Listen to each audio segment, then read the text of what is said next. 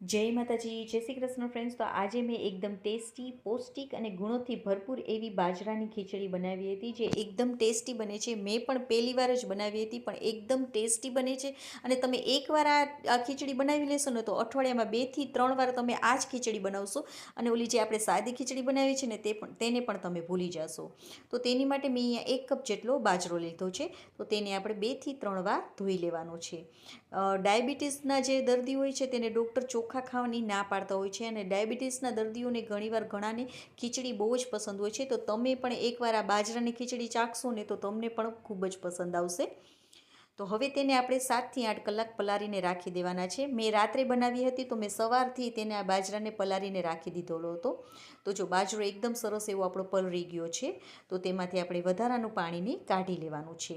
હવે મેં અહીંયા 1 કપ જેટલો બાજરો લીધો છે ને, તો અડધા કપ જેટલી મેં અહીંયા મગની ફોતરા વગરની દાળ લીધી છે. તમે આની જગ્યાએ ફોતરાવાળી દાળ પણ લઈ શકો છો.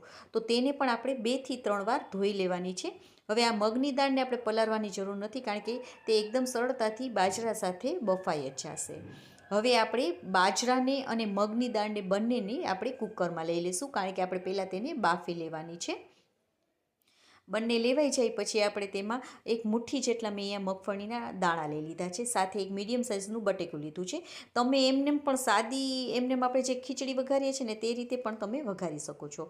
1/4 ચમચી જેટલું મેં અહીંયા મેથીના દાણા, થોડી હળદર અને જરૂર મુજબ મીઠું નાખી દીધું છે. તો 1.5 કપ આપણે જે ખીચડી લીધી છે બાજરો અને મગની દાળ સહિત, તો આપણે અહીંયા ડબલ ગણું પાણી લેવાનું છે. તો મેં અહીંયા 3 થી 3.5 કપ જેટલું પાણી લઈ લીધું છે. હવે 6 થી 7 વિસલ આપણે આ ખીચડીમાં કરી લેવાની છે. અને એકદમ આપણે હવા બહાર નીકળી જાય, પ્રેશર બહાર નીકળી જાય ને પછી આપણે કુકરનું ઢાંકણ ખોલી લેવાનું છે. તો જો આપણી ખીચડી એકદમ સરસ એવી બફાઈ ગઈ છે. તમારે જો વઘારવી ના હોય તો તમે આની સાથે કોઈ પણ રસાવાળું શાક સાથે આ ખીચડીને ખાઈ શકો છો, અથવા કઢી પણ કરી શકો છો. હવે આપણે તેને વઘારવાનું છે. તો 2 ચમચી જેટલા ઘીને પહેલાં આપણે ગરમ કરી લઈશું. ગરમ થઈ જાય એટલે આપણે તજ અને લવિંગ નાખી દઈશું. સાથે આખું જીરું નાખીશું, થોડી હિંગ અને થોડા લીમડાના પત્તા નાખી દઈશું. 1 ડુંગળીને મેં ઝીણી સમારી લીધી હતી, તે નાખી દઈશું. હવે તેને આપણે સતળાવા દેવાની છે. તે સતળાઈ જાય એટલે આદુ, મરચાં અને લસણની પેસ્ટ બનાવી લીધી છે, તે નાખી દઈશું. સાથે ઝીણું સમારેલું ટમેટું નાખી દઈશું. ટમેટાં પૂરતું જ આપણે મીઠું નાખીશું, અને તેને પણ ટમેટાને ગળી જાય ને ત્યાં સુધી કૂક કરી લેવાનું છે. કારણ કે મીઠું જો તમારે વધારે નહીં નાખવાનું, કારણ કે આપણે ખીચડીમાં પણ વધારે નાખેલું જ છે માટે. હવે ટમેટાં ગળી જાય પછી તેમાં લાલ મરચાંનો પાવડર, ધાણા જીરુંનો પાવડર, અડધી ચમચી ગરમ મસાલો નાખી દેવાનો છે. અને 2 થી 3 મિનિટ તેને પણ આપણે હવે કૂક કરી લેવાનું છે ને એકદમ સરસ લાગે છે. તમે આવી રીતે એકવાર જરૂરથી આ બાજરાની ખીચડી ટ્રાય કરજો, મજા આવી જશે ખાવાની. હવે એકદમ સરસ એવા આપણા મસાલા પણ સતળાઈ ગયા છે. તો હવે આપણે જે ખીચડી છે તેને નાખી દેવાની છે. અને ખીચડી આપણી થોડી ઢીલી જ હોય છે, તો ઉપરથી મેં થોડું પાણી પણ નાખી દીધું છે, કારણ કે જેમ જેમ ઠંડી પડશે ને તેમ તેમ આપણી ખીચડી થોડી કઠણ થતી જશે. માટે આપણે થોડું ઢીલી જ ખીચડી રાખીશું, તો જ ખાવાની મજા આવી જશે. તો જો એકદમ સરસ એવી આપણી આ ખીચડી તૈયાર થઈ ગઈ છે.